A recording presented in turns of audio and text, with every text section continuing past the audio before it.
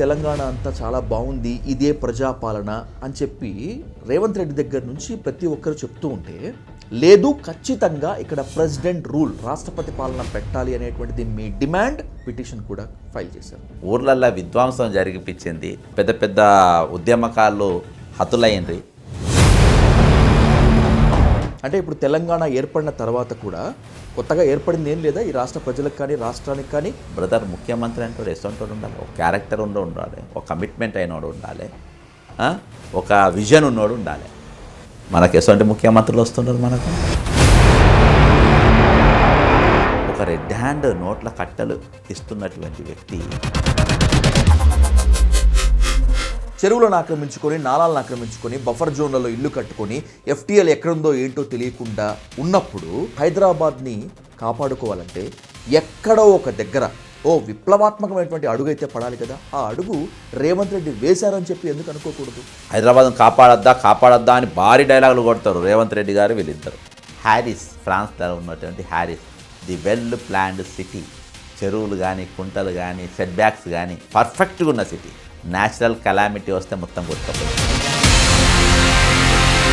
నాగార్జున ఎన్కన్వెన్షన్ని కూల్చడం ద్వారా మిగతా బడాబాబులకి, ల్యాండ్ లార్డ్స్కి ఒక వార్నింగ్ ఇచ్చారా, వేకప్ కాల్ ఇచ్చారా రేవంత్ రెడ్డి మీ ఉద్దేశం ప్రకారం?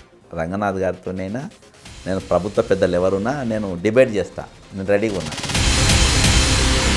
సురేఖ చేసినటువంటి వ్యాఖ్యలు రేవంత్ రెడ్డితో పాటు కాంగ్రెస్ సర్కార్కి మొత్తం డ్యామేజ్ వచ్చింది కదా. స్టేట్ లెవెల్లో డ్యామేజ్ వచ్చింది, నేషనల్ లెవెల్లో రాహుల్ గాంధీకి డ్యామేజ్ రాలేదు.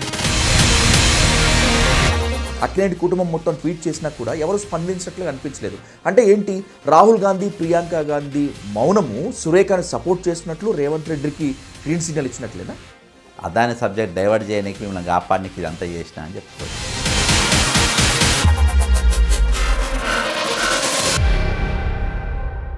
పదేళ్ల కేసీఆర్ పాలనలో తెలంగాణ సర్వనాశనమైంది. ఎప్పుడైతే తెలంగాణలో రేవంత్ రెడ్డి పాలనా పగ్గాలు చేపట్టారో కాంగ్రెస్ హయాంలో తెలంగాణ వెలిగిపోతోంది.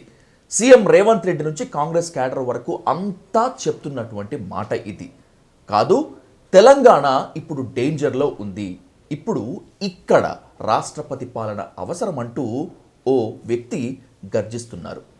అక్కడే ఆగిపోకుండా ఏకంగా రాష్ట్రపతి అలాగే ఎలక్షన్ కమిషన్ కూడా కంప్లైంట్ చేశారు.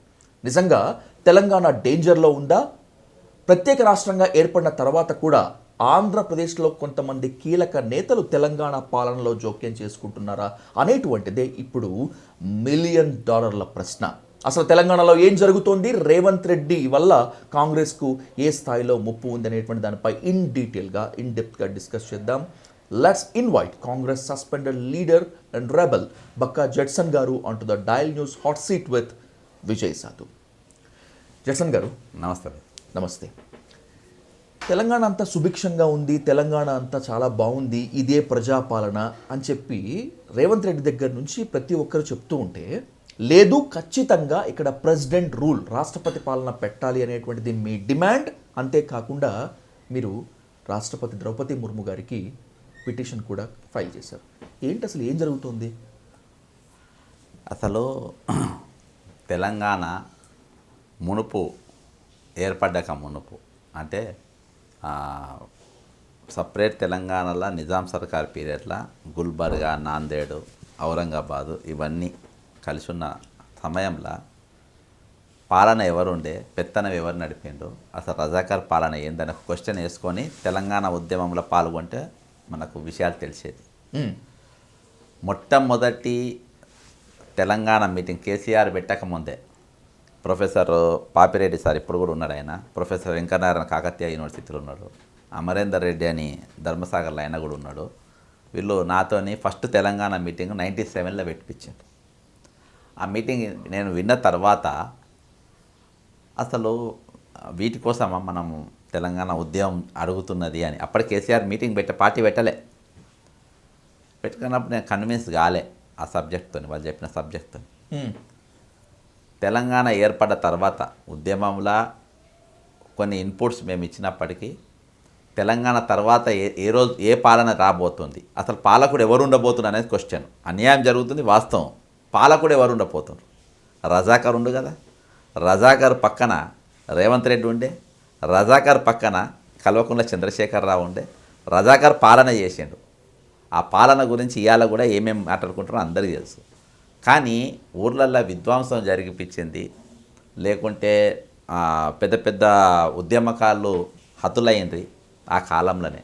మరి దీన్ని రిజార్వ్ చేయించిందా అని అంటే క్వశ్చన్ మార్క్ ఏందనంటే, ఈరోజు విద్యకు వైద్యానికి పెద్దపీట వేసినోడు నాయకుడు. అది ఎవరైనా సరే, అది బ్రిటిష్ వాళ్ళైనా సరే, నిజామైనా సరే, తెలంగాణ పాలకులైనా సరే, ఏ పాలకులైనా సరే. ఎందుకంటే ఈ రెండింటికి ప్రాధాన్యత ఇచ్చినోడు ప్రజలను అంటే డెవలప్మెంట్ పరంగా సమాజాన్ని తీసుకుపోతుందని అర్థం. అసొంటప్పుడు నిజాం సర్కార్ అంటాడు, నేను చాలా డేరింగ్గా చెప్తున్నా ఇది, నిజాం సర్కారు నిమ్స్ హాస్పిటల్ కట్టించాడు, ఉస్మానియా యూనివర్సిటీ కట్టించాడు, ప్రపంచ యూనివర్సిటీలో పోటీ పడేటటువంటి స్థాయిలో ఆయన కట్టించాడు, నీలోఫర్ హాస్పిటల్ కట్టించాడు, క్యాన్సర్ హాస్పిటల్ కట్టించాడు, కరెంటు తీసుకొచ్చిండు. అండర్ గ్రౌండ్ డ్రైనేజ్ టర్కీ తర్వాత మొట్టమొదటిసారి వచ్చింది. ఇంగ్లాండ్లో కాదు, లండన్లో కాదు, అమెరికాలో కాదు, హైదరాబాద్కి వచ్చింది. తీసుకొచ్చింది నిజాం. మరి విలన్ ఎట్లయితాడు? అరాచకం చేసింది ఎవరు? Question mark. పక్కన ఈ రేవంత్ రెడ్డి, మీరు నిజాం క్లబ్ పోతే మెంబర్లు ఎవరున్నారో చూస్తే తెలిసిపోతుంది. పబ్లిక్ స్కూల్లో పోతే హైదరాబాద్ పబ్లిక్ స్కూల్లో ఎవరు చదివిందో చూస్తే తెలిసిపోతుంది. ఈ రేవంత్ రెడ్డి, ఈ కేసీఆర్ వర్గాలు ఊర్ల మీద పడి జరిగిన విధ్వంసం కింద ఉన్న సిపాయిలను, నిజాం అనేటోడు వేరే లెవెల్లో ఉండే, ఆయన దగ్గర ఉన్న సిపాయిలను ఎవరైతే పట్టుకుంటారో ఈ అరాచకాలన్నీ సాగినాయి. మరి రేపు ఏర్పడే తెలంగాణలో సామాజిక న్యాయం పేరుతోనే వస్తుంది. మరి నిజంగా వీళ్ళకి అవకాశం ఉందా రేపు తెలంగాణ ఏర్పడేది? లేకుంటే ఎవరు ఉంటారు అంటే సేమ్ అదే పాలన మళ్ళీ మొదలుసాగు. నిజాం ప్లేస్లో ఈరోజు అసద్ ఉన్నాడు. కేసీఆర్ వస్తే కేసీఆర్ ఎంబడి ఉంటాడు, రేవంత్ వస్తే రేవంత్ రెడ్డి ఎంబడి ఉంటారు. ఏంటంటే వీడు పాత దోస్తాన వీళ్ళది. కేసీఆర్ ఉండే, కేసీఆర్తో నిజాం ఉండే, కేసీఆర్తో రేవంత్ రెడ్డి ఉండే. రేవంత్ రెడ్డి అంటే నేను వర్గం గురించి చెప్తున్నా. ఈరోజు రేవంత్ రెడ్డి ముఖ్యమంత్రి అయ్యిండు, వాళ్ళ ఎంబడి కేసీఆర్ ఉంటాడు, అంటే వర్గం ఉంటుంది, ఇటు వీళ్ళు ఉంటారు. అంటే జైల్లోకి పోయేటోళ్ళు వీళ్ళే ఉంటారు, అవినీతిలా ఉండేటోళ్ళు వీళ్ళే ఉంటారు, అవినీతితో చేతులు కలుపుట్లా వీళ్ళే ఉంటారు. సామాజిక ఎస్సీ ఎస్టీ బీసీలు ఎవరు కూడా ఇంట్లో భాగస్వామ్యం ఉండదు. ఈ అవినీతిలో కానీ, దోపిడీ కానీ, ఇది దోపిడీ చేసిన దాంట్లో కానీ భాగస్వామ్యం ఉండదు. మరి ఇప్పుడు అదే కదా నడుస్తున్నది, కొత్తగా ఏం నడుస్తుంది? అవే కదా రిపీట్ అవుతున్నది. అంటే ఇప్పుడు తెలంగాణ ఏర్పడిన తర్వాత కూడా కొత్తగా ఏర్పడింది ఏం లేదా ఈ రాష్ట్ర ప్రజలకు కానీ, రాష్ట్రానికి కానీ? ఉమ్మడి ఆంధ్రప్రదేశ్ బాగుందా? ఇప్పుడు ఉమ్మడి ఆంధ్రప్రదేశ్ బాగుంది అనే దానికంటే నేను ముందుగా గతంలో ఏం మారింది అంటున్నా. మధ్యలో ఒక గ్యాప్ వచ్చింది. ఏది? తెలుగు రాష్ట్రాలు అంటే ఆంధ్ర తెలంగాణ రెండు విలీనమైన పీరియడ్. అవతల నిజాం పాలన, యువతల తెలంగాణలో స్వయం పాలన. ఓకేనా? అవతల ఎస్సీ ఎస్టీ బీసీలే అనగదొక్కబడ్డరు, యువతల తెలంగాణ ఏర్పడ్డాక ఎస్సీ ఎస్టీ బీసీలే అనగదొక్కబడుతున్నారు. ఈరోజు సామాజిక జనాభా తామాషా ప్రకారం చూస్తే మీరు ఈరోజు ఏది బీసీ జనాభాను దెక్కేస్తున్నారు కదా మీరు, కులగణన జరుగుతుంది కదా. మరి ఎక్కువ ఉన్నదని మీకు స్టాటిస్టిక్స్ చెప్తలేదా? మరి మీరు ఇచ్చింది ఎంత? ఇప్పుడున్న వాటా ఎంత? ఇప్పుడు ఎంత నడుస్తుంది? అదివరకైతే భూములు గుంజుకుంటూ, జాగాలు గుంజుకుని చంపినరు, అన్నీ జరిగినాయి. దాని తర్వాత తెలంగాణ ఏర్పడ్డ తర్వాత ఈరోజు జరుగుతుంది ఏంది? ధరణి పేర్లతోనే భూములు గుంజుకున్నారు. అప్పట్లో బాజాబ్తా ఓపెన్గా గుంజుకున్నారు. ఇప్పుడు white collar land pulling on the name of industries and pharma companies. ఏం జరిగింది? గుంజుకుంటా భూములు ఎవరిది? ఒక రేవంత్ రెడ్డి ఒక ఎకరం భూమి పోయిందా? కేసీఆర్ ఒక ఎకరం భూమి పోయిందా? ఇంకెవరిదన్నా ఒక ఎకరం భూమి పోయిందా? మరి భూమి ఎవరిది పోతుంది?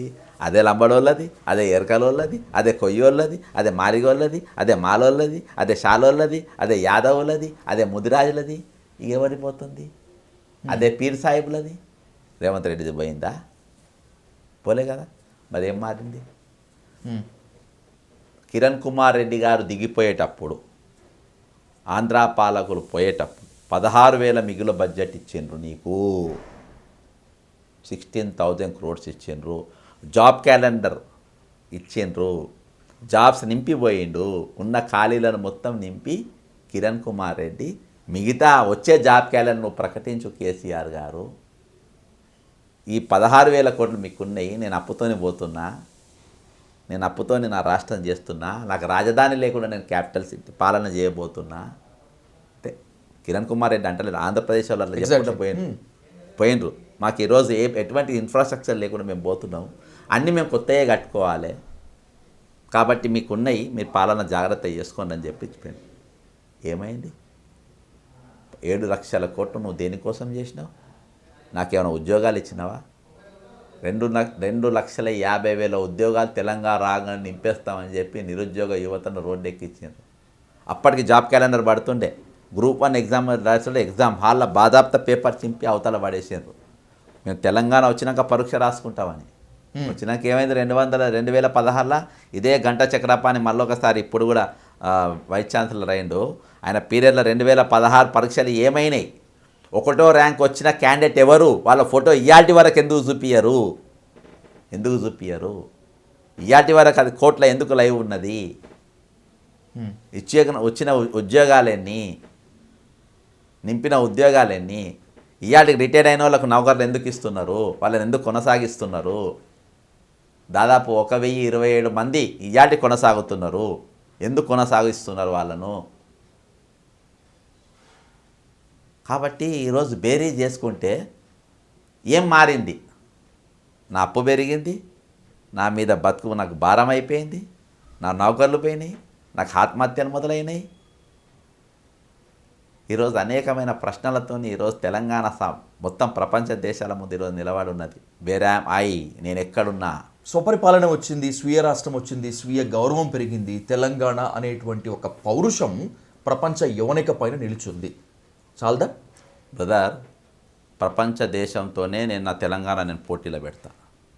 ప్రపంచ దేశంతో అక్టోబర్ 28 నవంబర్ 27 వరకు ఈ కాలంలో నేను గూగుల్లో కొట్టి చూసిన ఏ దేశ ప్రపంచంలో ఎక్కడెక్కడ శాంతి భద్రతలు దెబ్బతిని ఉన్నాయో. ఒకటి లెబనాన్ కనబడ్డది, ఇజ్రాయెల్ మధ్య. నెక్స్ట్ ఇరాక్ కనబడ్డది. తర్వాత సిరియా కనబడ్డది. తర్వాత నాకు యుక్రెయిన్ కనబడ్డది.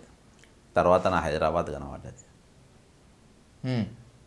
శాంతి భద్రత హైదరాబాద్లో ఎందుకు లేవు? నేను బాజాప్తా మంచిగా తిరుగుతున్నా కదా. అవును, నేను బాజాప్తా బయట నా దగ్గరికి వచ్చేటోళ్ళు ఈజీగా వస్తుంది, పోయేటోళ్ళు ఈజీగా పోతుంది కదా. మరి శాంతి భద్రత లేవని చెప్పేసి గూగుల్ ఎందుకు చూపెడుతుంది? ఎందుకు చూపెడుతుందంటే 144 సెక్షన్ ఇంప్లిమెంట్ చేసింది గవర్నమెంట్. అసొంటప్పుడు నీకు ఏమున్నది? 144 సెక్షన్ అంటే శాంతి భద్రత లేవని ఒప్పుకుంటున్నావు కదా. ఓకే, హైదరాబాద్లో శాంతి భద్రతలు లేవు, హైదరాబాద్లో 144 సెక్షన్ పెట్టడము రేవంత్ సర్కార్ బ్లండర్ మిస్టేకే అనుకుందాం. అదే బ్లండర్ మిస్టేక్ని మీరు కూడా చేశారు కదా. హైదరాబాద్లో ప్రెసిడెంట్ రూల్ పెట్టాలి, తెలంగాణలో రాష్ట్రపతి పాలన విధించాలని చెప్పి అడగడం కూడా అది కూడా మీ బ్లండర్ మిస్టేక్ కదా. మీకు రేవంత్ రెడ్డికి తేడా ఏముంది అప్పుడు? ఓకే, చాలా బాగా అడిగాను. ఈరోజు కంటిన్యూయేషన్ ఆఫ్ ఇది 2.0 కరప్షన్ అనేది ఇప్పుడు స్టార్ట్ అయింది. నేను అడిగిన కారణాలు ఏంటనంటే కాళేశ్వరం పేరుతోని నేను గత ప్రభుత్వం ఉన్నప్పుడు కూడా అడిగిన రాష్ట్రపతి పాలన పెట్టాలని. ఎందుకంటే శాంతి భద్రతలు క్షీణించినాయి. ప్రభుత్వం ఒప్పుకున్నప్పటికీ వాళ్ళు రావాల్సిందే. నీకు అప్పుల పాలైనాం, పేపర్లు లీక్ అయినాయి, ఈరోజు భూములు గుంజుకోవడం జరుగుతుంది. ఈరోజు డిపిఆర్ లేకుండా ప్రాజెక్టులు, అమెరికాకి వెళ్ళి ప్రాజెక్టులు వస్తాయి. దేనికి డిపిఆర్ ఉండదు ఇవాళ దాకా. తెలంగాణ ఏర్పడిన తర్వాత వచ్చిన ఏ కంపెనీకి డీటెయిల్డ్ ప్రాజెక్ట్ రిపోర్ట్ లేనే లేదు. ఇప్పుడు వచ్చిన పాలన మారిన తర్వాత విద్యార్థులు మేము కొట్లాడి భౌగోళికంగా కాదు తెలంగాణ ఏర్పడేది. తెలంగాణ భావోద్వేగంతో ఏర్పడ్డ తెలంగాణ. ఈరోజు బ్రదర్ ముఖ్యమంత్రి అంటాడు ఎసొంటోడు ఉండాలి, ఒక క్యారెక్టర్ ఉండాలి, ఒక కమిట్మెంట్ అయినోడు ఉండాలి, ఒక విజన్ ఉన్నోడు ఉండాలి. మనకు ఎసొంటి ముఖ్యమంత్రులు వస్తున్నారు? మనకు ఎసొంటి ముఖ్యమంత్రులు మనం తెలంగాణకు అందిస్తున్నాము. అంటే మీ దృష్టిలో కేసీఆర్కి విజన్ లేదు, రేవంత్ రెడ్డికి విజన్ లేదా? నేను చెప్తా. మరి ఇవన్నీ ఎందుకైనాయి? ఈరోజు బ్రదర్ నిర్మాణాలు కూలగొట్టడం, నిర్మాణాలు చేయడం తెలంగాణ అభివృద్ధి అంటే ఆ అభివృద్ధి కోసం తెలంగాణ ప్రజలు కొట్లాడలే. తెలంగాణ కోసం అసెంబ్లీ కూలగొట్టి మళ్ళీ కడతామని అంటే అది డెవలప్మెంట్ కాదు. సెక్రటరియట్ కూలగొట్టి మళ్ళీ కడతామంటే అది డెవలప్మెంట్ కాదు. అమరవీరుల స్తూపం ఒరిజినల్ ఉన్నాక మళ్ళీ నేను కడతా అంటే అది డెవలప్మెంట్ కాదు. ఈరోజు తలకెళ్ళి కిందికి నీళ్ళు వచ్చేటి, ఫ్రీగా వచ్చే నీళ్ళు తీసుకపోయి కాళ్ళకెళ్ళి నేను తలకు తీసుకపోతా, పైకి తీసుకపోతా అని కాళేశ్వరం కట్టి నా మీద బరువేసడం అది విజన్ కాదు. Vision is different. విజన్ అనేది ఒక ఫ్లేవర్, ఒక స్పైస్ అసొంటిది. అది ఎక్కడ కనబడుతుంది నీకు? ఈరోజు రేవంత్ రెడ్డి అనేటువంటి విషయంలో చెప్తా. పోయిన సంవత్సరం నవంబర్ 30వ తారీఖు నాడు ఎన్నికలు మొత్తం అయిపోయినాయి. రిజల్ట్ 3వ తారీఖు, అంటే డిసెంబర్ 3కు రిజల్ట్. డిసెంబర్ 1వ తారీఖునే ప్రెస్ మీట్ పెట్టిన, రేపు కాబోయే ముఖ్యమంత్రి ఏ విధంగా ఉండాలని, ఎటువంటి క్యారెక్టరిస్టిక్స్ ఉండాలని. బ్రదర్, ఒక రెడ్ హ్యాండ్ పట్టుకున్నటువంటి వ్యక్తి, అప్పుడు మీరు కాంగ్రెస్లోనే ఉన్నారు. కాంగ్రెస్లోనే ఉన్నా, ఒక రెడ్ హ్యాండ్ నోట్ల కట్టలు ఇస్తున్నటువంటి వ్యక్తి ఈరోజు ఎక్కడ చూసినా ఆయన క్యారెక్టర్ చాలా జాగలల్లో చాలా విషయాలలో కనబడ్డటువంటి వ్యక్తి.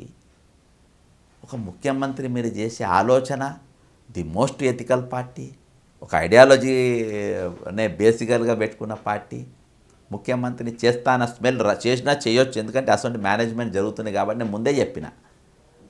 కాబట్టి ఈరోజు అసొంటోని చీఫ్ మినిస్టర్గా చేస్తే ఏ రాష్ట్రం బ్రదర్, ఒకడు లంచం ఇష్టప్పుడు రెడ్ హ్యాండ్ దొరికిండు మనకు 100 కోట్ల ఆస్తున్నది.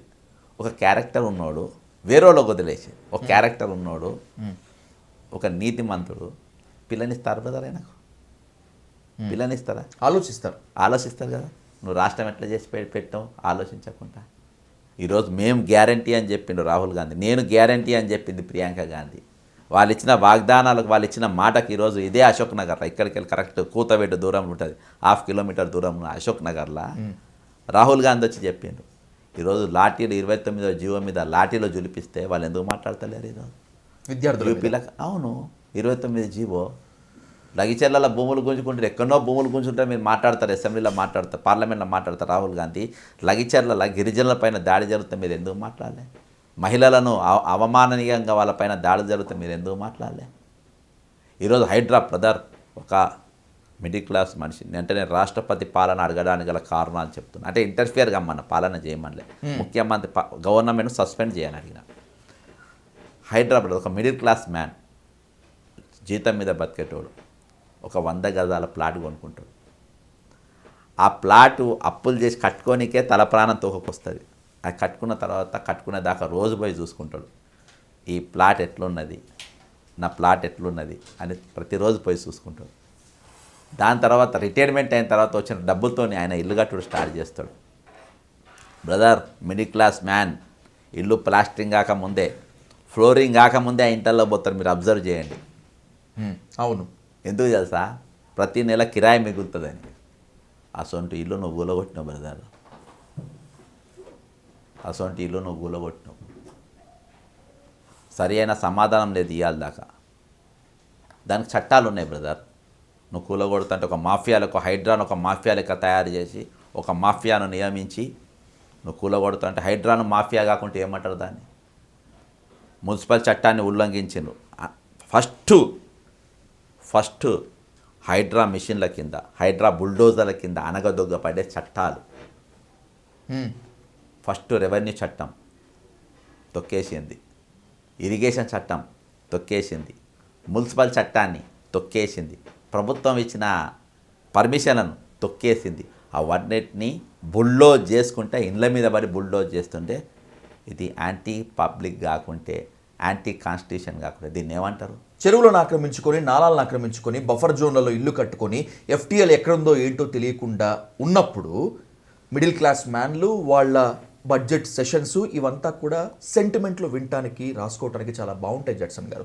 కానీ హైదరాబాద్ని కాపాడుకోవాలంటే ఎక్కడో ఒక దగ్గర ఓ విప్లవాత్మకమైనటువంటి అడుగు అయితే పడాలి కదా. ఆ అడుగు రేవంత్ రెడ్డి వేశారని చెప్పి ఎందుకు అనుకోకూడదు? ఓకే, నేను ఒప్పుకుంటా. మరి దీనికోసం నువ్వు చట్టం ఎందుకు చేయాలి? నువ్వు వానికి రిజిస్ట్రేషన్ ఎందుకు చేయాలి?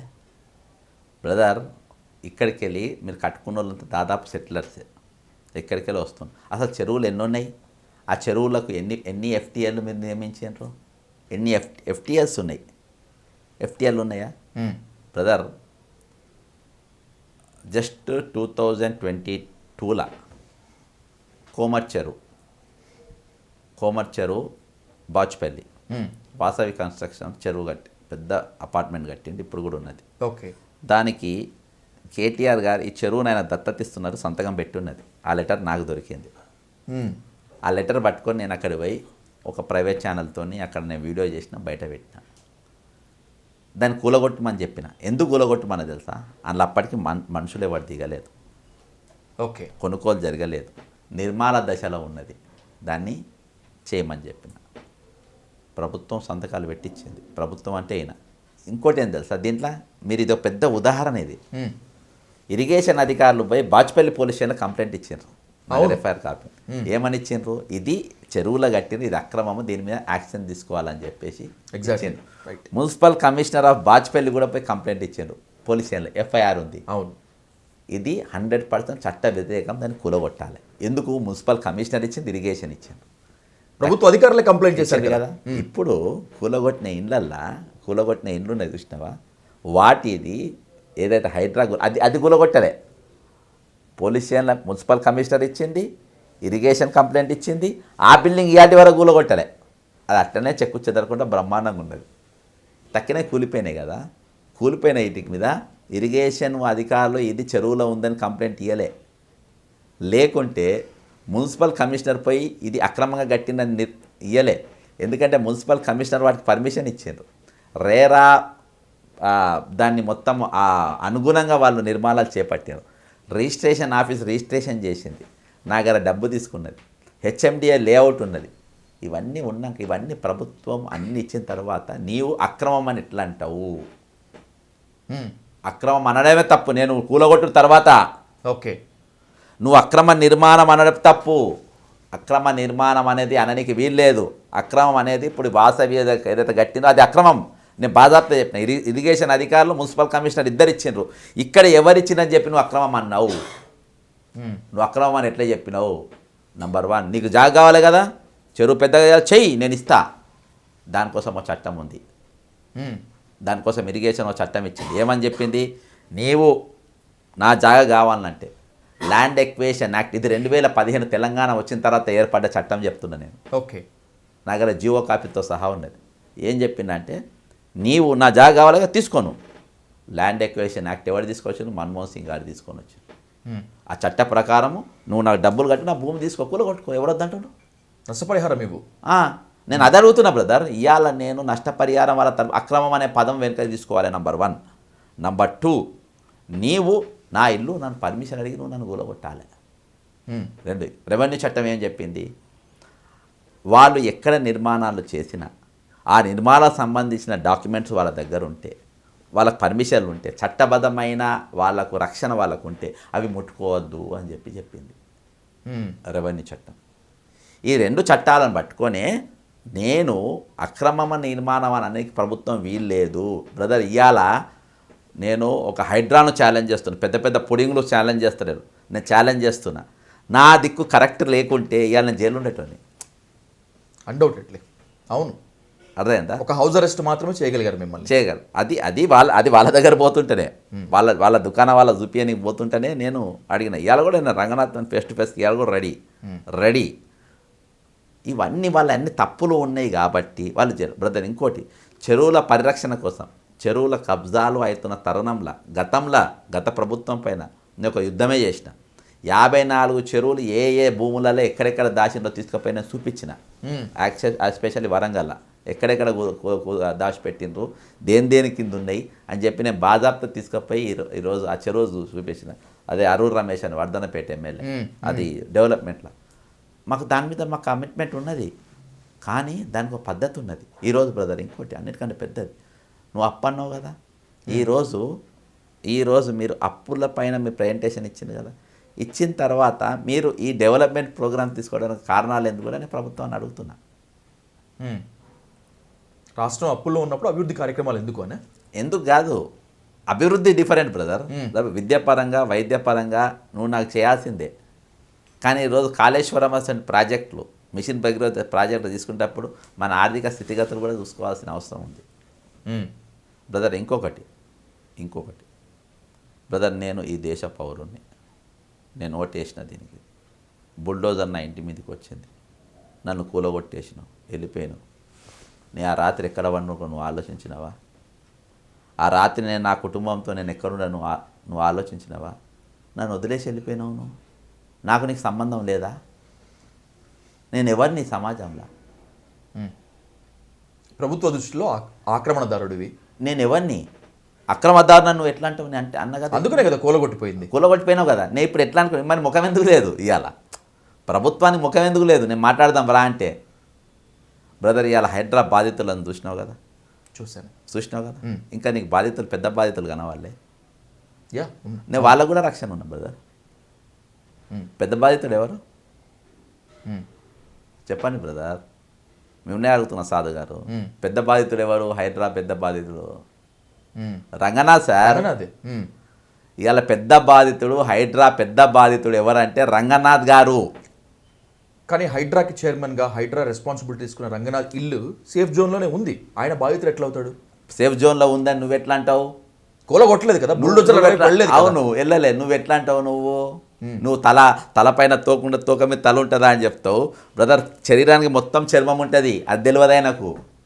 తలకెళ్ళి అరికాలు దాకా చర్మం ఉంటుంది. బఫర్ జోన్ అనేది చర్మం అసొంటిది. ఓకే. చెరువుకు చుట్టూ రక్షణ ఉంటుంది, దానికి కిందికే ఉండదు. అర్థమైందా? కృష్ణకాంత్ పార్క్ ఎందుకంటే బుల్డోజర్ అందరిని అక్రమం అంటుంది కదా. అందరు అక్రమమైనప్పుడు ఈయన అక్రమమే. ఎగ్జాక్ట్లీ. అందరికి డాక్యుమెంట్స్ అక్రమంగా నువ్వు అక్రమం కాదంటే. ఈరోజు కృష్ణకాంత్ పార్క్ నిర్మాణం అనేది 1000% అక్రమం అక్కడ. యూసఫ్గూడ బస్తీ. ఎస్, కృష్ణకాంత్ పార్క్ ఏదైతే ఉందో, అవును, యూసఫ్గూడ బస్తీ. ఆ పార్క్ ఒరిజినల్ పేరు యూసుఫ్గూడ పెద్ద చెరువు. ఓకే. దాని విస్తీర్ణం ఎంత తెలుసా? 112 ఎకరాలు. అవును. మీకు రంగనాథ్ గారు ఏమంటారు? ఆ చెరువే లేదు, అక్కడ ఇప్పుడు పార్క్ వచ్చింది, ఓకే కదా, చెరువు లేదు. ఆ కృష్ణకాంత్ పార్క్ పరిసర ప్రాంతాల్లో నేను ఉన్నాను.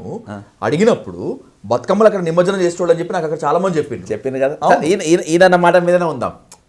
కృష్ణకాంత్ పార్క్ లేనే లేదు, చెరువు లేనే లేదు, కృష్ణ పార్క్ వచ్చింది అని అన్నాడు. లెక్కలు వేసుకొని వచ్చింది అని చెప్పింది. వచ్చింది. మళ్ళీ ఏమన్నాడు? ఆ చెరువుకి వెళ్ళి 4 కిలోమీటర్ దూరంలో నా ఇల్లు ఉంది అని అన్నాడు. ఇక నువ్వు చెరువే లేనప్పుడు మళ్ళీ నా ఇల్లు ఉంది అని ఎందుకన్నావు? Explanation number. ఇంకోటి, ఆ కృష్ణకాంత్ పార్క్ ఆ పెద్ద చెరువుకి వెళ్ళి పెద్ద నాలా ఉంటుంది. ఎగ్జాక్ట్లీ. పెద్దలో అతిపెద్ద నాలా ఉంటుంది. అతిపెద్ద నాలా ఉంటుంది కదా. ఆ నాల ఇప్పుడు కూడా పెద్దగానే ఉంది. ఆ నాల పైన బిల్లలు వేసిండ్రు, అది నేరుగా పోతుంది. అక్కడికి లెఫ్ట్ పోయి కరెక్ట్ 30 అడుగుల దూరంలో 40 అడుగుల దూరంలో ఈయన ఇల్లు ఉంటుంది. బఫర్ జోన్ కాదా? అలుగు పలుగు అంటారు దాన్ని. అలుగు పలుగు నాలా అంటారు. అంటే 100% బఫర్ జోన్. 101% buffer zone. ఇప్పుడు నీది ఫస్ట్ నీవు ఇవాళ హైడ్రా కమిషనర్ కాగానే ఫస్ట్ చేయాల్సిన పని ఏంటంటే, ఇది కృష్ణకాంత్ పార్క్ కాదు, ఇది పెద్ద చెరువు ఉండే కాబట్టి ఆర్బిఎక్స్ ఫస్ట్ దానికి వేయాలి. నేను సెక్రటరియట్కు ఆర్బిఎక్స్ వేసిన. నేను వేసినాకనే ఒక్కొక్కటి వాళ్ళు రూల్స్ మార్చుకుంటూ వచ్చిండ్రు. ఓకే బ్రదర్, నేను డాక్యుమెంట్స్ అడిగిన కదా, రిజిస్టర్ అయిన డాక్యుమెంట్స్ ఇవన్నీ అడిగిన కదా. మరి నేను డాక్యుమెంట్ లేకుండా ఈయన ఇల్లు బఫర్ జోన్లో ఉందని నేను ఎట్లా అబద్ధం చెప్తా? నాకు డాక్యుమెంట్ కావాలి కదా. ఖచ్చితంగా. నేను ఇక్కడ పాత రికార్డ్స్ ఉంటాయి తార్నాక దగ్గర, ఒక ఆఫీస్ ఉంది, పాత రికార్డ్స్ 300 ఏళ్ళ పర్షియన్ లాంగ్వేజ్ ఉంటాయి. అందులో పోయి మ్యాప్లన్నీ చూస్తే correct 105 years 6 years back map నాకు దొరికింది. అందులో పెద్ద చెరువు మ్యాప్ ఉంది. ఇప్పుడు కృష్ణకాంత్ పార్క్ ఉన్నటువంటి యూసఫ్గూడ పెద్ద చెరువు ఆ మ్యాప్ హెచ్ఎండిఎల్ ఉండదు, జిఎస్ఎంలు ఉండదు, ఇరిగేషన్లు ఉండదు, ఎన్లు ఉండదు. ఎందుకు గాయబ్ చేసింది ఇది?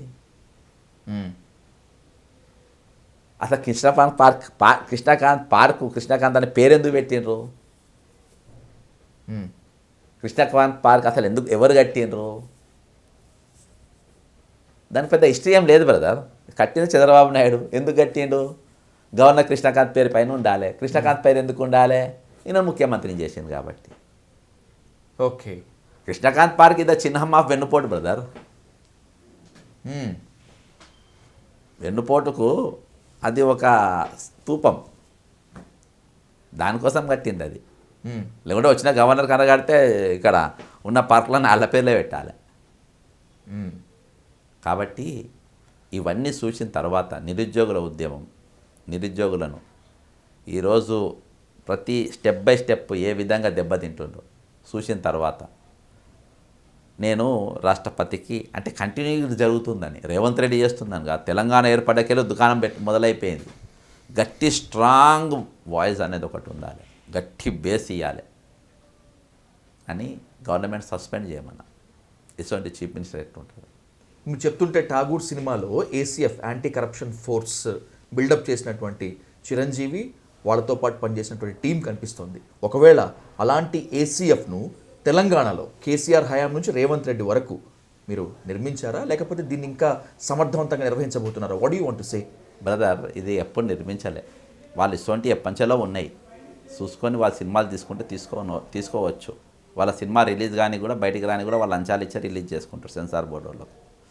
కాబట్టి అది వేరే, అది ఒక ఫిక్షన్. కానీ ఇది ప్రాక్టికల్. ఇది అసొంటి వాళ్ళు ఉన్నారంటే రియల్గా మనం గర్వించదగ్గ విషయం. అది ఇయాల్టికి సొసైటీ కొంచెం బ్రదర్, ఇవన్నిటి కూడా కొంచెం ఒక బ్యాక్ స్టెప్ వేసినట్టే అసొంటి వాళ్ళు ఉండబట్టే బ్రదర్. కంటికి ఇంకా చాలా మీరు ఇవన్నీ ట్రైలర్స్ చూస్తున్నారు, ఇంకా ఇవన్నీ చూస్తున్నాయి. మీరు ట్రైలర్స్ చూస్తే ఇంత బాధపడిపోతున్నారు. మీరు అస్సలు విషయాలు ఒక్కొక్కరు ఏ టైప్ ఆఫ్ స్కామ్ జరిగితే ఇదొక ఉదాహరణ. దొంగలందరూ మిగిలిపోయేటట్టు మీరు అమాయకులు, ఈ మంత్రి చాలా అమాయకురాలు, ఈ మంత్రి పలానా లెఫ్టిస్ట్కి వెళ్ళి వచ్చింది కాబట్టి వీళ్ళు ఇంకా చాలా మంచోళ్ళు అని అనుకునేటోళ్ళే కూడా వీళ్ళు ఏ టైప్లో చేయగలుగుతారని చూస్తే మీరు పరేషాన్ అయిపోతారు. చాలా శోభరాజు కూడా పనికిరారు. మీరు మాట్లాడుతుంది సురేఖ సీతక్క గురించి. వాళ్ళు ఉన్నారు, సరే వాళ్ళు ఉన్నారు, అంత డౌట్ లేకుండా సీతక్క గారి అయితే ఉన్నది. సురేఖకి అవసరం లేదు, ఏం అవసరం లేదు, స్కాములు చేసే అవసరం లేదు. వాళ్ళ పవర్ కావాలంతే. వాళ్ళ పవర్ కూడా పూర్తి స్థాయిలో ఎంజాయ్ చేసి అంటే వాళ్ళు ఒక మామూలు వెలుగు కాదు, ఒక వెలుగు వెలిగిన వాళ్ళు. వాళ్ళు పొలిటికల్గా చేసిన పొరపాటు ఏంటంటే జగన్తో పోవడం. నేను దాదాపు బుడ్లన్నతోనే అన్న, మా ఇల్లు పక్కనే వాళ్ళు వరంగల్ కావాలి, డైరెక్ట్ ఆయనతోనే అన్న చేసిన లేకుంటే వీళ్ళు పెద్ద లీడర్ ఉండాలి, చాలా పెద్ద లీడర్. ఆమె వాయిస్ ఇప్పుడున్న సురేఖ కాదు, ఆ సురేఖ వేరు, ఇప్పుడున్న సురేఖ వేరు. అవును, 100% దిగిపోయినారు. ఆ లెవెల్లో ఉండి, ఆ ఫోర్స్లో ఉండి మంత్రి పదవి రాజీనామా చేయకుండా అట్టనే ఉంటే ఇవాళ ఆమె స్టేట్లో నంబర్ 1 పొజిషన్లో ఉండు. కాబట్టి వాళ్ళు వేరు, వాళ్ళది కాదు.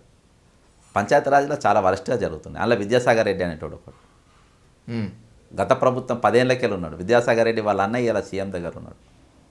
5,400 కోట్ల రూపాయలు ఫోన్ ట్యాపింగ్ మూలం ఏడబడ్డది. మన సబ్జెక్ట్ డివేట్ అవుతుంది. తెలంగాణ అటు ఉన్నది, నేను చెప్పినా కానీ ట్రైలరే చూస్తుందని. ఫోన్ ట్యాపింగ్ మూలాలు ఎక్కడ ఉన్నాయి అనుకుంటున్నారు? కేసీఆర్ బ్రదర్, ఒక ప్రతి ఫార్మా కంపెనీలో వాళ్ళు తయారు చేసిన ఇంజెక్షన్స్ బిచ్చపోళ్ళ మీద, పేదోళ్ళ మీద ప్రయోగిస్తారు. క్లినికల్ ట్రయల్స్ అవి అందుకని చాలామంది ఎండిపోయి ఉంటారు. చూసినాం క్లినికల్ ట్రయల్స్ చాలా హాస్పిటల్లో కూడా జరుగుతుంది. ఇదొక మాఫియా. ఈ క్లినికల్ ట్రయల్ అనేది ఏదైతే జరిగిందో ఫార్మా, ఈ టెలిఫోన్ ట్యాపింగ్ ఎక్కడ జరిగింది అనుకుంటున్నారు? ఎక్కడ? శ్రీనిధి కాదు, శ్రీనిధి. దాని ఎండి విద్యాసాగర్ రెడ్డి ఇవాళ కూడా వాడేవాడు. ఓకే, ఇవాళ కూడా వాడేవాడు. ఫోన్ ట్యాపింగ్ బీజాలు 3 లక్షలకెళ్ళి 12 లక్షల సిమ్ కార్డులు ఎయిర్టెల్కి వెళ్ళి, ఐడియాకి వెళ్ళి, జియోకి వెళ్ళి, కొన్ని కంపెనీలకు వెళ్ళి కొన్నాడు. అలా ఐడియా ఉందో లేదో తెలియదు. కొన్ని లక్షల కోట్ల బిల్లులు వాళ్ళకి గడుతున్నప్పుడు వాళ్ళు సర్వీస్ ప్రొవైడర్స్ ఇస్తారు. ఈ కీచకులు ఏం చేసేదంటే ఈ సిమ్లు వేసి ఈ ఫోన్లు ఎవరికి ఇచ్చారంటే స్మార్ట్ ఫోన్స్ ఈ శ్రీనిధిలో పనిచేసే ఎంప్లాయీస్ ఉంటారు కదా గ్రామాలలో, ఆ ఆడోళ్ళకి ఇచ్చారు. ఆడోళ్ళకి ఇచ్చి ఆ ఫోన్లు మొత్తం వీళ్ళు ట్యాప్ చేసినది. వీళ్ళు అంటే గ్రామాల్లో ఉండేటువంటి ఆడవాళ్ళు, సాధారణ మహిళలు ఏం మాట్లాడుకుంటారు? తర్వాత వీళ్ళు అడిగేది వాళ్ళని, మీరు ఎక్కడ పోయింది. ఎందుకంటే బ్రదర్, ఈ శ్రీనిధి అనేది చదవాలంటే నీకు మళ్ళీ ఒక 2 hours కావాలి. దీని పుట్టుక పూర్వం దీన్ని తీయాలంటే ఇది ప్రపంచ బ్యాంకుకు లింక్ అయి ఉన్నటువంటి కథ ఇది. ఓకే, అది ఒక 3 hours పడుతుంది నేను దాని స్టోరీ అంతా చెప్పాలంటే. ఆ డబ్బు మొత్తం కింద గ్రాస్ రూట్లో చేరాలంటే కింద ఈ ఎంప్లాయీస్ ఉంటారు వాళ్ళకు, శ్రీనిధి వాళ్ళకు మొత్తం ఫోన్లు ఇచ్చి ట్యాప్ అయినాయి. నేను ఇది శ్రీనివాసరెడ్డి గారు కంప్లైంట్ ఇచ్చిన, లిఖితపూర్వకంగా ప్రభుత్వానికి ఫిర్యాదు కూడా ఇచ్చిన. ఇవాళకైనా ట్రాన్స్ఫర్ చేయకపోవడం కారణం ఏంటి? ఇది ఎవరెవరు ఉన్నారు, ఎక్కడెక్కడ ఉన్నారు? అలా ఇంకోటి వేణుప్రసాద్ అంటే వాడు ఉన్నాడు. ఇవాళ కూడా ఆయనకు పెద్ద కీ పోస్ట్ ఇచ్చి పెట్టిండ్రంట. ఇవి ప్రొవైడ్ చేసిన బ్యాచ్లలో ఆయన మీద ఆయనకి ఇప్పుడు ఉన్న ఆస్తులు ఎక్కడికి వెళ్ళి వచ్చినాయి ఏంటి అనేది మొత్తం రైడ్ చేస్తే వాళ్ళకి తెలిసిపోతుంది అక్కడ. వాళ్ళకి ఫేవర్ చేసి ఇది చేసిన తరుణంలో ఇది ఈ టెక్నాలజీ ఇజ్రాయెల్ లేదు, గాడిది గుడ్డు లేదు, అంత లోకల్ టాలెంటే ఇది వీళ్ళు ఇక్కడికి వెళ్ళి తీసుకొని పైలట్ ప్రాజెక్ట్గా పాలకుర్తి, సిరిసిల్ల అట్లా కొన్ని జాలాల పైలట్ ప్రాజెక్ట్ చేసిండ్రు. కానీ దాని ఒరిజినల్ బీజం పడ్డది శ్రీనిధే, ఇక్కడికెళ్ళే మొదలైంది. సీతక్క ఇవాళ దాకా వాడిని తీయనియలే, ఇవాళ దాకా సీత కట్నే పెట్టుకున్నది. విద్యాసాగర్ రెడ్డి ఎందుకు పెట్టుకుంది అలా? ఇంకా పావులనే చెప్పిన, ఇంకా తర్వాత దీనికి చెప్తలే పంచాయతీరాజ్ది పావులనే చెప్పిన మీకు. పావులో కూడా కదా సార్ 1%. ఇవాళకి విద్యాసాగర్ రెడ్డి అంటోడు ఎందుకు కొనసాగుతుండు? నేను 2-3 మీటింగ్లల్లో ముఖ్యమంత్రి వేదిక పైన ఆయన ఉండడం చూసి చెప్పిన తర్వాత ఆయన ఇప్పుడు పెడతలేరు. వేదిక పైన ఉంటారు, రిటైర్డ్ ఎంప్లాయీ ఆయన. రిటైర్డ్ అయినోడిని పెట్టినరు, ఒక రిటైర్డ్ అయినోనికి ఆ పొజిషన్ ఇచ్చి ఎందుకు పెట్టుకున్నారు అంటే ఆమె ఒక లైన్ అట్లా చెప్పిన నీకు. కానీ మనం రైట్, మీరు అన్నట్టుగానే దాని తర్వాత డిస్కస్ చేద్దాం. మినిస్టర్ సురేఖ ప్రస్తావన వచ్చింది. పవర్ని ఎంజాయ్ చేయటానికే సురేఖ ఇప్పుడు ఇలా ఉన్నారు అని అనుకుంటే, నాగార్జున సమంత టార్గెట్గా కొండా సురేఖ చేసినటువంటి అత్యంత జుగుప్సాకరమైన హేయమైన వ్యాఖ్యలు పవర్ని కాపాడుకోవటానిక, రేవంత్ రెడ్డి దగ్గర మార్కులు కొట్టేయటానిక? బ్రదర్, ఆమె మాట్లాడే ముందు రోజు రఘునందన్ది ఏదో ఇష్యూ జరిగింది. ఈమె మెదక్లా మాట్లాడారు. దీన్ని బీఆర్ఎస్ వాళ్ళు బాగా ట్రోల్ చేస్తున్నారు. ఈమె ఇంకొక మంత్రి ఇద్దరు కలిసి ముఖ్యమంత్రి గారి దగ్గర పోయారు. అన్న ఇట్లా నన్ను బాగా ట్రోల్ చేస్తున్నారు, మీరు యాక్షన్ తీసుకోవాలి. హోంమంత్రి అయిన దగ్గర అంటే మంత్రికి పోలీసు వాళ్ళు ఇంటలేరని అర్థమయ్యా. సర్లే అమ్మ నేను చూస్తానే వరకు ఫోన్లు కొట్టిండ్రు. అక్కడికి వెళ్ళి ఆ పేషీలకి వెళ్ళి ముఖ్యమంత్రి అక్కడికి వెళ్ళి వాళ్ళ ముందే ఫోన్ కొట్టిండ్రు. నేను చెప్పినా కదా నాకు అందులోకెళ్ళి ఉన్న నాకు విషయాలు తెలుస్తాయి. ఫోన్ కొట్టిండ్రు. ఫోన్ కొట్టి మాట్లాడి చాప్టర్ ఇక్కడ క్లోజ్ అయిపోయింది. తెల్లారు ఏం జరిగిందంటే, గచ్చిబౌలిలో ఒక పెద్ద స్టార్ హోటల్ ఉంది, అలా సునీల్ కనుగోలు ఉంటాడు. ఆ హోటల్ పేరు ఏం పేరు ఉంది నాకు, పెద్ద star 5 star hotel. Radisson Blu ఉంటుంది, ఇంకోటి లెమన్ ట్రీ ఉంటుంది అక్కడ. ఐటీసీ కోహినూర్లా ఈయన ఉన్నాడు. మన మంత్రి మొన్ననే ఒప్పుకున్నాడు, శ్రీనివాసరెడ్డి ఉన్నాడు, పొంగిలేటి శ్రీనివాసరెడ్డి. అంతకంటే ముందు 3 రోజుల ముందు ఆయన మీద ఈడీ రైడ్లు అయినాయి. ఈ అంబానీ కాకుండా ఇంకొక ఆయన అదాని, వీళ్ళు ముగ్గురు అక్కడ ఒక నేషనల్ మీడియా పర్సన్ చూసాడు. వీళ్ళ ముగ్గురు భేటీని, పొంగులేటి శ్రీనివాసరెడ్డి, అదాని, సునీల్ కనుగోలు ఈ ముగ్గురిని చూసాను. లిఫ్ట్ ఎక్కేటప్పుడు, దిగేటప్పుడు, రిసీవింగ్ ఎప్పుడో చూసాను. ఇది వీళ్ళు ముగ్గురు ఉన్నప్పుడు అలా ఇంటెలిజెన్స్ వాళ్ళు ఉంటారు కదా, ఖచ్చితంగా ఉంటారు. సీఎంకు మెసేజ్ పోయింది. ఇది అప్పటికి పోడుతూనే ఇక సట్ అని మెల్లగా వస్తున్నాయి. ఇక ఇది లీక్ అయిపోతే రేపు పెద్దగా ప్రమాదం. ఎందుకంటే రాహుల్ గాంధీ అదానిని తిడుతుండు. ఇక్కడ అదానితోని భేటీ, ఒక మంత్రి, రెవెన్యూ మంత్రి సునీల్ కనుగోలు కూర్చుంటుందంటే ముఖ్యమంత్రికి తెలియకుండా ఈ భేటీ జరగదు. సునీల్ కనుగోలు ఉంటుంది కదా, కాబట్టి ఇది పెద్ద స్కెచ్ ఉంటుంది. సునీల్ కనుగోలు, రాహుల్ గాంధీ కూడా దగ్గర, కాబట్టి ఇది పెద్ద బ్లాస్టింగ్ అవుతుంది. దీని సబ్జెక్ట్ డైవర్ట్ చేయాలి. ముందు రోజు ఏం చెప్పింది సురేఖ, సోషల్ మీడియా ప్రాబ్లం ఉంది కదా, ఆల్రెడీ సబ్జెక్ట్ ఉన్నది, సమంత సబ్జెక్ట్. అమ్మా నువ్వు ఇట్లా మాట్లాడిగా నేను జోలికి ఎవ్వరు రారని చెప్పింది. మీరు ఫస్ట్ డే ప్రెస్ మీట్లో ఆమె ఈ సబ్జెక్ట్ చెప్పినప్పుడు ఆమె ముఖ కవలిక చూడండి, న్యాచురల్గా చెప్పేస్తుంది. సమంత గురించి, నాగార్జున ఫ్యామిలీ గురించి న్యాచురల్గా చెప్తుంది. న్యాచురల్గా ఎందుకు చెప్పిందంటే ఆ ఫీడ్బ్యాక్ ఇట్లా వచ్చింది, ఇట్లా కొట్టింది. ఎవరు చేసి ఉంటారు సురేఖకి ఫీడ్బ్యాక్? ముఖ్యమంత్రి రేవంత్ రెడ్డి. ముఖ్యమంత్రి ఎందుకు అదానితో భేటీ ఇష్యూ డైవర్ట్ చేయడానికి? అంతే. తెల్లారి అది అనుకున్నట్టే ఆ న్యూస్ లేదు. ఇక ఈ న్యూసే ఉన్నది. ఎందుకంటే అది ఆ ఫీడ్ అయిన దగ్గర ఆల్రెడీ పెట్టిపోయింది కదా, నాకు వాళ్ళతో ఇది ఉందని. కాబట్టి కేటీఆర్ అంటే నీ పేరు ఎత్తకుంటే ఈ దెబ్బ కొట్టు, దెబ్బ క్లోజ్ అన్నారు అనుకున్నట్టే ఆ సబ్జెక్ట్ బయటికి రాలే. కానీ సురేఖ చేసినటువంటి వ్యాఖ్యలు రేవంత్ రెడ్డితో పాటు కాంగ్రెస్ సర్కార్కి మొత్తం డ్యామేజ్ వచ్చిందిగా. స్టేట్ లెవెల్లో డ్యామేజ్ వచ్చింది, నేషనల్ లెవెల్లో రాహుల్ గాంధీకి డ్యామేజ్ రాలే కదా. చాలా మందికి అర్థం కానటువంటి ప్రశ్న ఒకటే ఇక్కడ, జడ్సన్ గారు, కాంగ్రెస్ హైకమాండ్ సురేఖని పిలిచి మాట్లాడలేదు, రేవంత్ రెడ్డికి అక్షింతలు వేశారో లేదో తెలియదు, అక్కినేని అమల ట్వీట్ చేసిన, అక్కినేని కుటుంబం మొత్తం ట్వీట్ చేసినా కూడా ఎవరు స్పందించినట్లుగా అనిపించలేదు. అంటే ఏంటి, రాహుల్ గాంధీ, ప్రియాంక గాంధీ మౌనము సురేఖని సపోర్ట్ చేసినట్లు రేవంత్ రెడ్డికి గ్రీన్ సిగ్నల్ ఇచ్చినట్లేనా? అదాని సబ్జెక్ట్ డైవర్ట్ చేయడానికి మిమ్మల్ని కాపాడడానికి ఇదంతా చేసిన అని చెప్పుకోవచ్చు.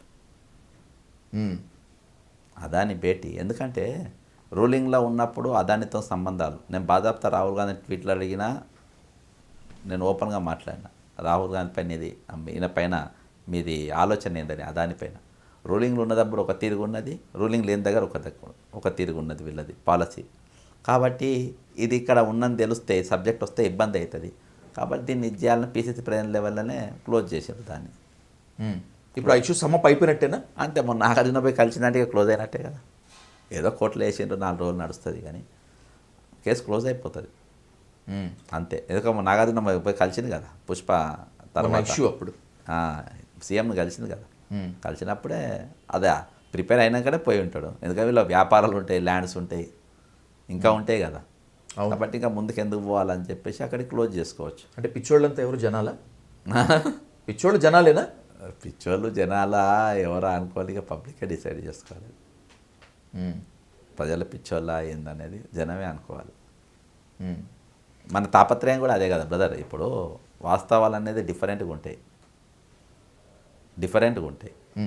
కాబట్టి ఆ డిఫరెన్స్ అనేది మన పబ్లిక్ వరకు చేరవేయడం వరకు మన పని. అది ఏందనేది వాళ్ళు నిర్ణయించుకోవాలి. నేను చెప్పినవి కూడా 100% నగర ప్రతి డాక్యుమెంటేషన్ ప్రూఫ్తోనే చెప్తున్నాను. ఎక్కడ కూడా నేను ఇదిగా చెప్తలేను. Right, I conclude this with this question Judson garu. మీరు చేస్తోంది సర్కార్ పైన మాత్రమే కాదు, సీఎం పైన అండ్ పవర్ఫుల్ మినిస్టర్స్గా ఉన్నటువంటి కొంతమంది పైన కొన్ని ఆధారాలు చూపించారు, మరికొన్ని ఆధారాలు త్వరలో చూపిస్తా అంటున్నారు. నాకు తెలిసి మీరు ఆమరణ నిరాహార దీక్ష చేసినా అనుకున్నంత స్థాయిలో మద్దతు రాలేదని అనుకుంటాను. ప్రజల నుంచి కూడా అనుకున్నంత స్థాయిలో సపోర్ట్ లేదని అనుకుంటాను. ఎలా చేస్తూ వెళుతూ ఉంటారు? మీ ప్రాణాలకేం ప్రమాదం ఏం లేదా? బ్రదర్, ప్రభుత్వాలకెళ్ళి వ్యవస్థకెళ్ళి మద్దతు లేకపోవచ్చు కానీ ప్రజలకెళ్ళి ఉన్నది. నేను చెప్పినా కదా ఇప్పుడు ఉన్నదని. ప్రతి డిపార్ట్మెంట్ ఇంక్లూడింగ్ పోలీస్ డిపార్ట్మెంట్ కూడా నాకు ఫుల్ సపోర్ట్ ఉంటుంది. పోలీస్ డిపార్ట్మెంట్లో కూడా నాకు ఫుల్ సపోర్ట్ ఉంది. రంగనాథేళ్ళు చెరువులు ఉందని నాకు పోలీసు వాళ్ళు చెప్పినని ఎందుకు అనుకోవద్దు? అసలు వాల్యుబుల్ ఇన్ఫర్మేషన్ కదా అది. నా పోలీసు ఎవరికి తెలియదు కదా అసలు అది యాక్చువల్గా. పోలీసులే చెప్పిండ్రు, టాప్ ఆఫీసర్స్. ఓకే, ప్రతి ఇన్ఫర్మేషన్ నాకు టాప్ ఆఫీసర్సే ఇచ్చిండ్రు. ఇన్ఫర్మేషన్ నా మద్దతు ఎందుకుంటే డాక్యుమెంట్సే ఇచ్చారు. అదే కదా, 100 ఏళ్ల నాటి మ్యాప్ తీసి చూపించడం అంటే బిగ్ బ్లాస్టింగ్ న్యూస్ కదా మరి. కాబట్టి అదే వేరే వాళ్ళు అయితే వేరే తిరుగుంటుంది. కానీ ఈ రోజు ఇన్ఫర్మేషన్స్ ఇచ్చి మిమ్మల్ని ఎగదోస్తున్నటువంటి వాళ్ళంతా రేపు పొద్దున మిమ్మల్ని నిలబడతారా? బ్రదర్, మీకోసం నిలబడతారా? బ్రదర్, ఇవాళ వరకు కూడా నా మంచి, నా చెడు అంటే ఆర్థికంగా కాదు, నా సేఫ్టీ, నా ఆర్థికంగా ఎట్లున్నా మీరు నా ఇల్లు చూసి తెలిసే ఉంటుంది. నా సేఫ్టీ ప్రతి ఒక్కరు చూస్తూ ఉంటారు. నేను బయటికి పోయిన కాంచె నేను ఒక్కనే నడుచుకుంటూ పోవచ్చు బ్రదర్. నన్ను 100 కళ్ళు నాకు కావాలి కాస్తా అంటే నేను ఛాలెంజ్ చేస్తా. ఇది నేను ఛాలెంజ్ చేస్తా. నాకు వస్తుంది పలానా దగ్గరికి పలానా పోతున్నా అంటే అక్కడికి పోవద్దని వస్తుంది ఫోను, పోమ్మని కూడా వస్తాయి. కొత్త ప్లేసులకు ఎక్కడికి పోవాలని వస్తాయి, పోవద్దని కూడా వస్తాయి. ప్రజల మద్దతు నాకు 1000% ఉన్నది.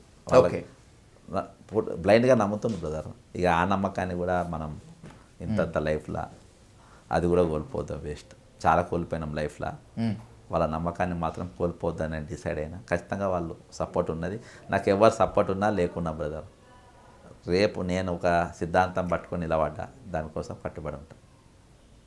రైట్, లాఠీలు, అరెస్టులు, జైళ్ళ శిక్షలు విప్లవాన్ని ఆపలేవు, ఉద్యమాన్ని ఆపలేవు అనే నినాదాన్ని అనుకుంటూ చదువుకుంటూ ఇక్కడ దాకా వచ్చినటువంటి వాడిని మిమ్మల్ని చూస్తూ ఉంటే నాకు అదే కనిపిస్తుంది. ఎందుకంటే అక్రమ నిర్బంధాలు కావచ్చు, లేకపోతే ఇంకేదో చేసినా కూడా ప్రజల కోసమే ఉంటాను, ప్రజల తరపునే కొట్లాడతానని చెప్పి అంటున్నారు. మీ మాట ప్రకారము మీరు ప్రజల తరపున నిలిచినంత కాలం, ప్రజల తరపున కొట్లాడినంతకాలం ఖచ్చితంగా యాజ్ ఏ జర్నలిస్ట్గా అండ్ యాజ్ ఏ ప్రజల తరపున గొంతుకు వినిపించేటువంటి ఛానల్గా డైలీ న్యూస్ ఖచ్చితంగా మీతో ఉంటుంది. మీరు రూట్ మార్చుకున్న రోజు మళ్ళీ మిమ్మల్ని నిలదీస్తుందని చెప్పి తెలియజేస్తూ thank you so much Judson garu. Thank you so much. Thank you.